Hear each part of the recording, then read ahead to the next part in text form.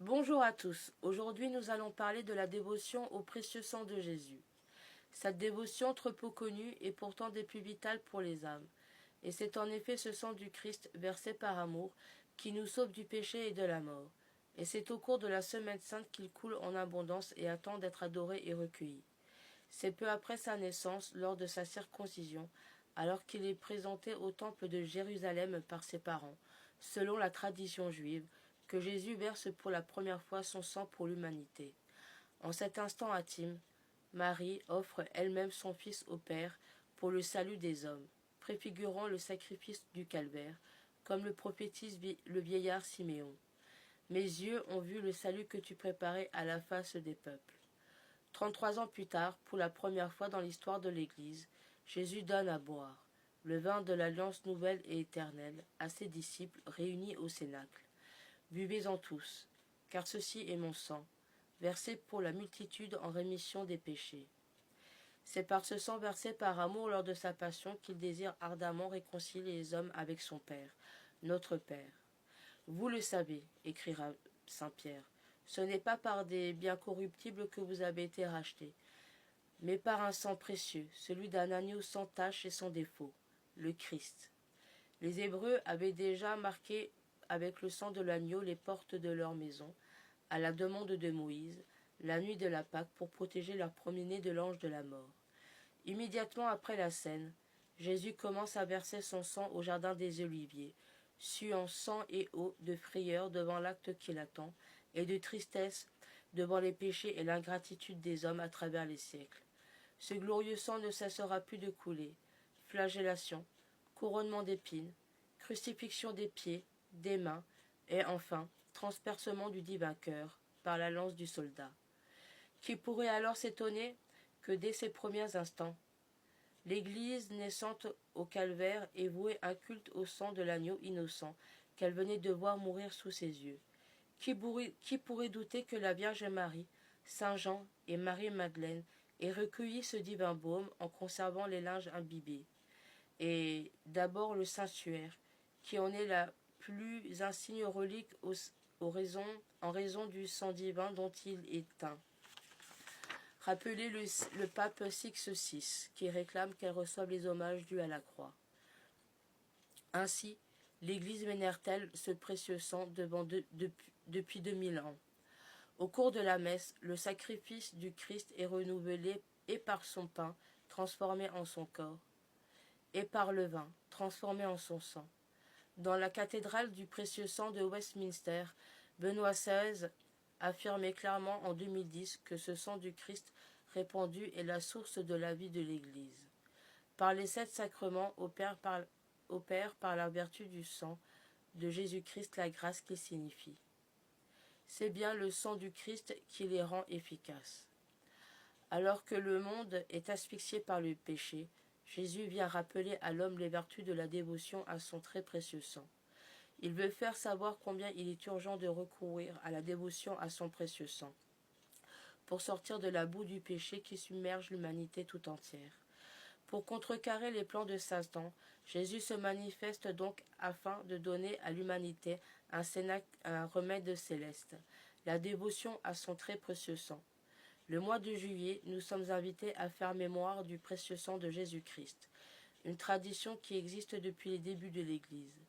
C'est par Jésus, en répandant non pas le sang de boucs et de jeunes taureaux, mais son propre sang, que nous devons être rachetés.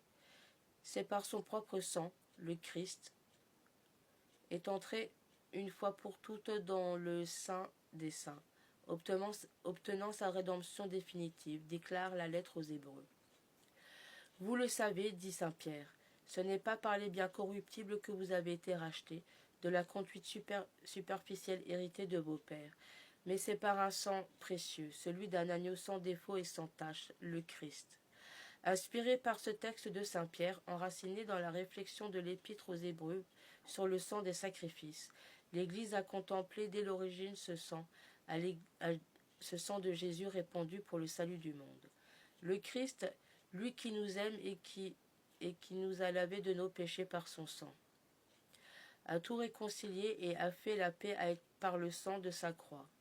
Cette dévotion désormais réunie de nos jours à celle du corps du Seigneur a franchi les siècles, portée par plusieurs saints comme sainte Catherine de Sienne, sainte Marie-Madeleine de Pazzi et saint Gaspard del Bufalo, qui lui a voué toute sa vie.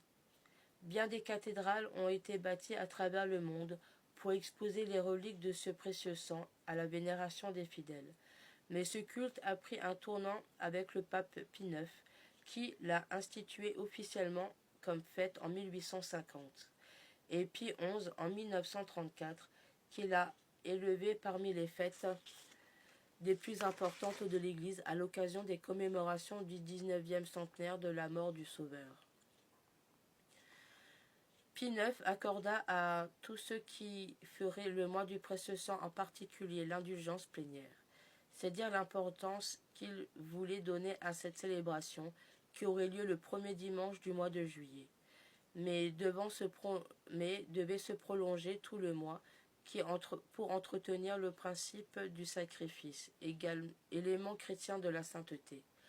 Le 24 février 1960, Saint Paul XXIII promulguait les litanies du précieux sang. Le Saint-Père voyait dans la dévotion du sang du Christ un moyen particulièrement efficace pour conjurer les dangers qui menacent l'Église et les nations. Le 30 juin 1960, il publiait une lettre apostolique sur la dévotion du précieux sang, afin d'honorer dignement ce sang divin qui est le sommet du sacrifice rédempteur durant le mois de juillet. Cette fête est comme une suite liturgique de la fête Dieu, elle-même suite du jeudi saint, pour rappeler, selon l'expression de Pascal, que le Christ est en agonie jusqu'à la fin du monde et qu'il ne peut pas dormir pendant ce temps-là, comme l'a rappelé Benoît XVI dans la cathédrale du Précieux Sang à Westminster en septembre 2010, en invitant les fidèles à ne pas oublier que le sang du Christ répandu est la source de la vie de l'Église dans les épreuves et vicissitudes.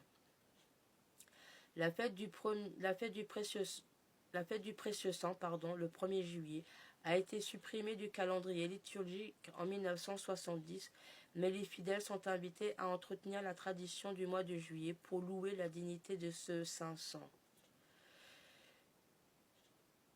Juillet est un mois au cours duquel nous vénérons traditionnellement le précieux sang du Christ.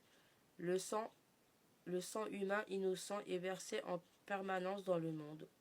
Dans le cœur des hommes, au lieu de l'amour évangélique, la haine habite souvent au lieu de prendre soin de l'homme, du mépris et de l'oppression.